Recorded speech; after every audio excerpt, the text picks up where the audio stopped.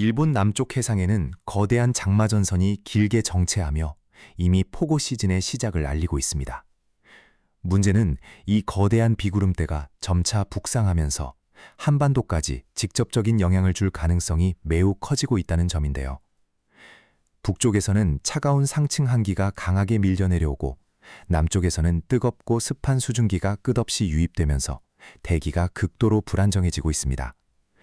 이 두 공기가 충돌하는 순간 하늘에서는 거대한 정난운이 폭발적으로 발달하게 되고 결국 전국 곳곳에 천둥번개를 동반한 물폭탄급 폭우가 연속적으로 쏟아질 가능성이 커지고 있습니다. 특히 이번 비는 한 번 지나가는 약한 비가 아니라 저기압과 전리저기압이 한반도 중심을 통과하며 비구름대를 계속 만들어내는 형태라 무려 3일 가까이 쉬지 않고 이어질 가능성까지 제기되고 있습니다. 좁은 지역에는 시간당 수십 밀리미터의 폭우가 집중될 수 있고 도심 침수와 하천 범람, 산사태 위험까지 동시에 커질 수 있는 상황입니다.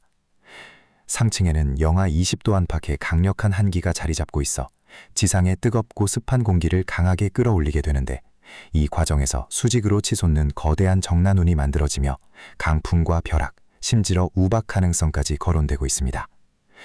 최근 약해진 제트기류 영향으로 북극한기가 자주 남하하면서 이런 극단적인 기상현상이 더 잦아지고 있다는 분석도 나오고 있는데요. 실제로 5, 6월은 한여름보다 우박 피해가 더 집중되는 시기로 알려져 있어 각별한 주의가 필요합니다. 여기에 비가 그친 뒤에는 곧바로 초여름 폭염 수준의 열기가 밀려오며 서울 낮 기온이 올해 처음으로 30도 안팎까지 치솟을 가능성도 제기되고 있습니다. 하지만 뜨거운 공기가 자리 잡기도 전에 또 다른 저기압이 접길할 가능성이 남아있어 추가 폭우 가능성 역시 완전히 끝난 상황은 아닙니다. 기상 모델마다 저기압의 위치와 통과 시점이 계속 바뀌고 있어 예상 강수 지역과 강도 역시 더욱 커질 가능성이 남아있는데요. 이번 주 한반도 날씨는 그 어느 때보다 급변성이 매우 큰 만큼 최신 기상 정보에 계속 주의를 기울이셔야겠습니다. 특히 이번 강수는 지역에 따라 비의 양 차이가 매우 크게 나타날 가능성이 있습니다.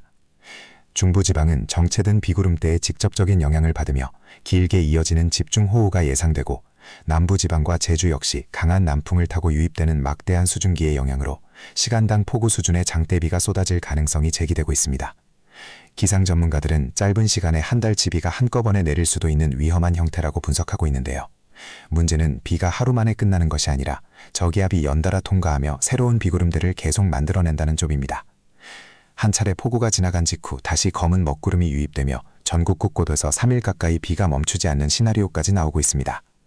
특히 밤 시간대에는 대기 불안정이 극대화되면서 천둥과 번개가 하늘을 뒤덮고 강한 돌풍이 동반되며 체감 위험은 더욱 커질 것으로 보입니다. 이미 일본 남부 지역에서는 장마전선 영향으로 기록적인 폭우 피해가 이어지고 있는 가운데 이 거대한 비구름 일부가 그대로 한반도 쪽으로 이동할 가능성도 배제할 수 없는 상황입니다.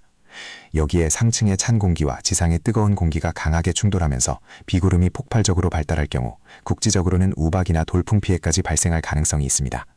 전문가들은 저지대 침수와 하천 범람 위험 지역 주민들은 사전에 대비가 필요하다고 경고하고 있으며 산간 지역은 토사 붕괴 가능성까지 주의해야 한다고 강조하고 있습니다. 게다가 폭우가 끝난 뒤에는 곧바로 뜨거운 열기가 밀려오며 후텁지근한 초여름 더위가 시작될 가능성도 커지고 있는데요. 극단적인 폭우와 폭염이 짧은 시간 안에 반복되는 최근 기후 패턴이 다시 나타나고 있다는 분석도 나오고 있습니다. 아직 저기압 경로와 비구름 위치는 계속 변동 중이지만 현재 흐름만 놓고 보면 이번 주 후반 한반도는 또 한 번 거센 날씨 대혼란의 중심에 들어설 가능성이 커지고 있습니다.